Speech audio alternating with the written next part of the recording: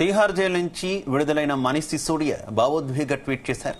Liquor కేసులో arrest అయి 17 నెలల తర్వాత విడుదలైన మనీష్ సిసోడియా ఇంటి జీవితాన్ని ఆస్వాదించడం ప్రారంభించారు. సాయంత్రం తిహార్ జైలు నుంచి విడుదలైన సిసోడియా ఉదయం ఇంట్లో తన భార్యతో కలిసి టీ తాగుతూ తీసుకున్న సెల్ఫీ చిత్రాన్ని ఎక్స్ ట్విట్టర్ లో పోస్ట్ చేశారు. ఎక్స్ ట్విట్టర్ లో 17 నెలల తర్వాత first morning tea of freedom, భారతీయులందరికీ రాజ్యాంగం ఇచ్చిన జీవించే హక్కు నుంచి వచ్చిందే ఈ స్వేచ్ఛ అని తన ట్వీట్ లో పేర్కొన్నారు. సిసోడియా భావోద్వేగపూరిత కామెంట్స్ జత చేశారు.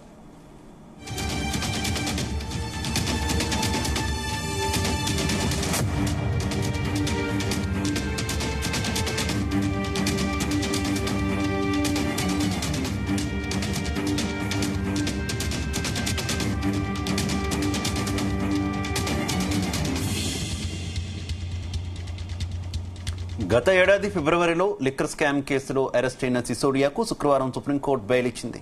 దీంతో ఆయన 17 నెలల తర్వాత జైలు నుంచి విడుదలయ్యారు.